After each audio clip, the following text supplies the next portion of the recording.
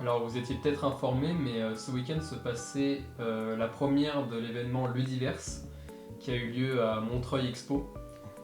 Ouais, alors vraiment un gros rendez-vous pour tous les amateurs de Wargame, de JDR, de TCG.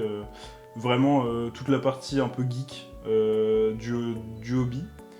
Un très grand espace, on avait à peu près 12 000 m² de jeux. Il y avait tout un premier étage avec des conventions, des maisons d'édition, des artisans de dés, donc toute la partie un peu pratique du hobby. Et au deuxième étage, c'était plus concours de cosplay et beaucoup de tables de jeu.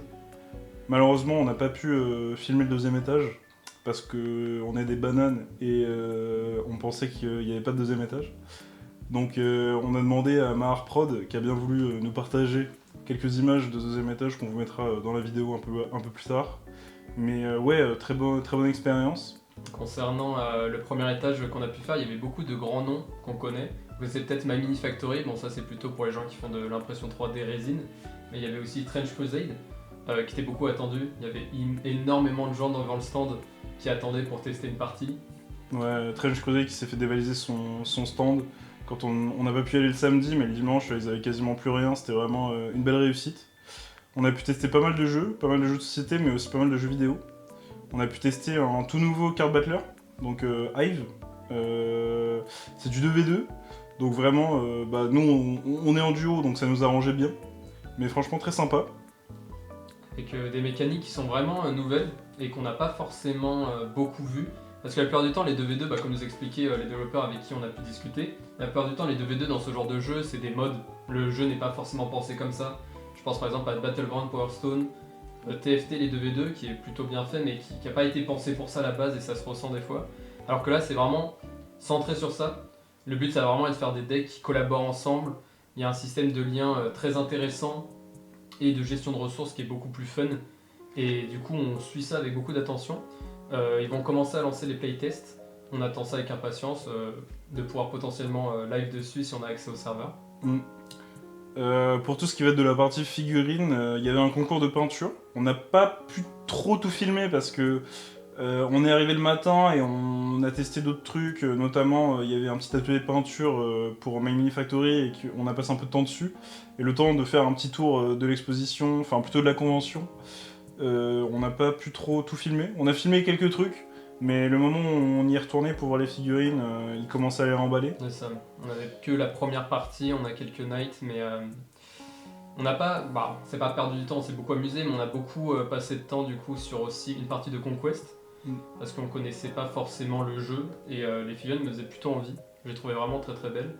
On voulait tester pour savoir un peu les règles d'un wargame, mais avec des règles différentes que celles qu'on connaît, comme celles de Warhammer 40k ou Age of Sigmar, ou même d'autres jeux comme Necromunda, tout ça. Exactement. Non, franchement, ouais, bonne expérience. De toute façon, voilà, c'est juste une petite introduction. Dans le reste de la vidéo, vous aurez toutes les petites étapes de notre parcours. Donc, vidéo un peu courte parce qu'on a pu y aller que dimanche, mais ce n'est que partie remise. On espère de les retrouver l'année prochaine. C'était une bonne initiative, je crois, de French Wargame Studio. Donc, ouais, franchement, ça s'est très bien passé. Beaucoup de très bons goodies. Les prix étaient assez sympas. Peut-être la cafette à l'extérieur aussi. Ouais, très bon choix, très bon choix. Voilà, on vous laisse découvrir un peu la vidéo, notre ressenti, et on espère que ça vous plaira. Oui.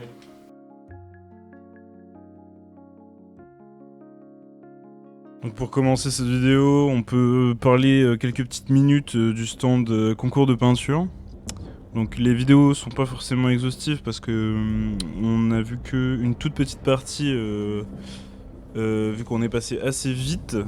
Donc là vous avez notamment les Zika en mode Miyazaki de la méthode de Raph sur Insta. Donc très très joli. Je crois que c'était pour les maquettes et véhicules en confirmé. Donc c'était assez bien organisé avec des catégories par niveau. Franchement un beau résultat. On passe au stand Trench Crusade, une très très belle figurine, très très grande. Je crois que c'était pour faire la promo du jeu. Elle se voyait d'assez loin dans la convention. Comme vous pouvez le voir, les stocks étaient plutôt dévalisés. On était là le dimanche fin d'après-midi. Il restait plus grand chose. On n'a pas pu acheter notamment le buste de la sorcière artilleuse. Donc voilà, stand très sympa. On a pu discuter un peu avec les exposants qui nous ont parlé un peu du lore, de la map et du succès aussi, notamment de Trench Crusade. Donc voilà, des figurines très très sympas, notamment les Légions Hérétiques qui étaient franchement plutôt bien peintes. Les Pèlerins des Tranchées aussi, très intéressant. Une DA assez particulière qui accentue beaucoup plus le Grimdark comparé à d'autres jeux de plateau, notamment le Wargame. On espère avoir plus d'infos sur le jeu, vu qu'ils nous ont dit que les codex commençaient à être... Enfin, tout avait été traduit en français et que ça a commencé à arriver sur le marché français. On a hâte de voir ça. Ils proposaient aussi une initiation à Trench Crusade. Malheureusement, la queue était un peu trop longue. En plus, on est arrivé en plein milieu de la pause repas, donc il n'y avait pas trop d'exposants, on n'a pas pu tester. Mais ce n'est que partie remise. Alors on peut pas parler du Ludiverse sans mentionner celui qui a été élu meilleur stand de l'événement par les visiteurs, donc vraiment le plus apprécié. Et franchement, on comprend tout de suite pourquoi, c'est bien évidemment le stand de Hive. Donc qu'est-ce que c'est ? C'est un jeu de cartes numériques développé par Rising Studio. Donc c'est un studio français créé spécialement pour ce projet. On a eu la chance de le tester en avant-première là-bas, sur place, et de pouvoir discuter avec le créateur qui nous a expliqué comment lui était venue cette idée de projet, l'importance de ne pas utiliser d'IA aussi, c'est très important. Et honnêtement, vraiment, le stand était toujours rempli. Et c'était vraiment très agréable à voir, de voir à quel point ce projet attirait du monde. Mais du coup, qu'est-ce que c'est concrètement Hive ? C'est un jeu 2 contre 2 sur PC, où chaque équipe essaie de détruire le corps adverse, donc la base ennemie, avant de se faire détruire la sienne, bien sûr. Donc on joue un hacker, ça représente notre personnage en jeu, qui ont chacun des capacités uniques. On pose des cartes sur le plateau qui sont divisées en 3 zones, chaque zone va affronter la zone adverse. Et le truc qui est vraiment central dans le jeu, c'est vraiment le système de lien entre les cartes. Donc c'est une mécanique qui nous oblige à vraiment collaborer avec son coéquipier pour être efficace. Et du coup, on peut vraiment voir ce système très bien transcrit dans le jeu. Dans le sens où on cherche vraiment à jouer avec son allié. C'est-à-dire que jouer seul, ça ne marche vraiment pas. Il faut vraiment essayer de créer une coordination finalement. Et du coup, il y a vraiment beaucoup de choses à dire et à expliquer sur ce jeu. Donc entre les bridges, les hasards, les types de liens, les mots-clés, etc. C'est pour ça qu'on va vous proposer prochainement une vidéo pour expliquer l'entièreté du jeu et notre expérience un peu plus en détail, ce qu'on a apprécié, ce qui pourrait peut-être être amélioré, etc. Donc on va pas trop rentrer dans les détails là maintenant tout de suite, mais on vous expliquera tout ça, les règles, dans une prochaine vidéo.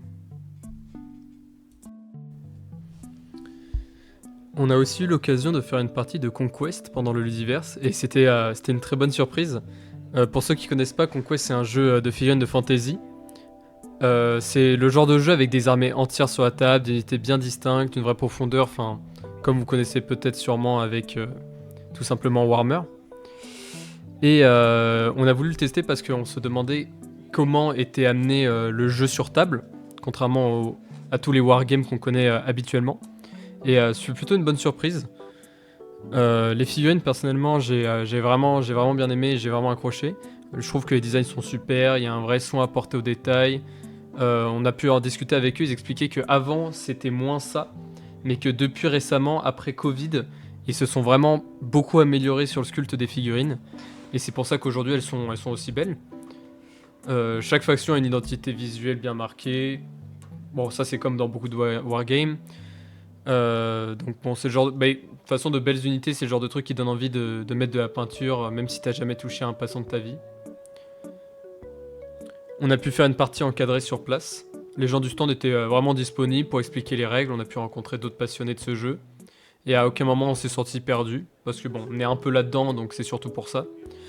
Même en découvrant le jeu tout de suite en direct, on a eu des vrais moments de jeu intéressants, des décisions tactiques à prendre, des petits moments de tension.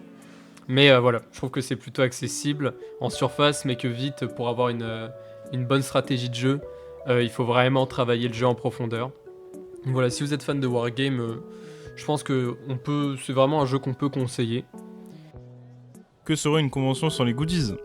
On va vous en parler un tout petit peu. Alors de mon côté, j'ai pris un set de dés du Ludiverse. On avait un petit poster avec, mais j'ai aussi vu des tote bags, des t-shirts, des dice trays. Donc voilà, pas mal de trucs pour le jeu de société. J'ai pu aussi acheter un jeu de société qui s'appelle Radjack.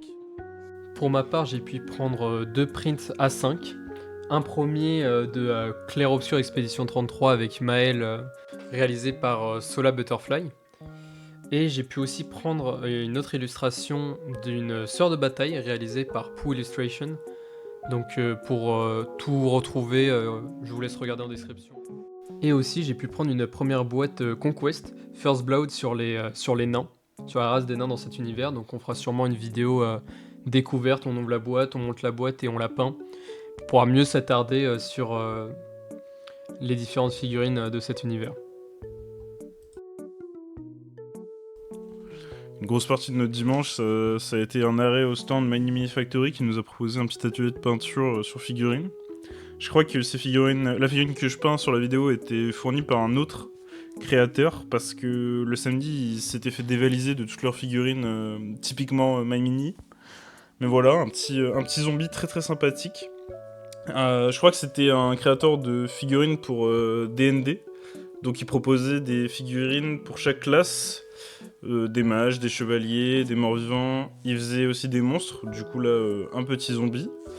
Vu qu'on était plutôt limité en couleurs, je suis parti sur une base assez basique, très diluée, violet-verte. Et ça m'a permis de mettre des aplats de couleurs assez simples au début, et après je suis venu un peu ajuster les couleurs. Ça a été fait en assez peu de temps, je me rappelais plus exactement, mais on est passé peut-être 1 heure ou 2 là-bas.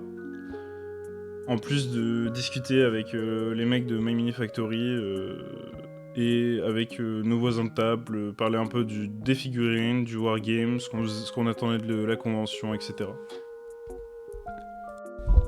Donc pour la peau, j'ai fait un petit mélange de marron, de rose, de violet et de vert pour avoir un effet assez sympathique. Je vous mets la vidéo x10 parce que ça m'a pris 1000 ans à faire et que le résultat est assez sympa, mais sur une figurine non sous-couchée, c'était un peu difficile de faire en sorte que la peinture accroche. C'était aussi difficile de faire des lavis, puisqu'on n'avait que de l'eau pour diluer et les peintures se mélangeaient un peu. Voilà, c'était un peu galère, mais je pense avoir réussi à faire un résultat plutôt sympathique. J'ai pas fait toute la figurine parce que ça m'aurait pris trop de temps. Du coup, j'ai fait juste le torse, la tête et un petit bout du pagne. Voilà le résultat final. Assez simple, un schéma de couleur assez basique. J'ai un peu merdé sur les cheveux parce que j'ai un peu trop dilué la peinture. Mais sinon, les lumières sont placées là où il faut, les ombres sont plutôt sympas. Pour une peinture aussi rapide, je trouve que ça va.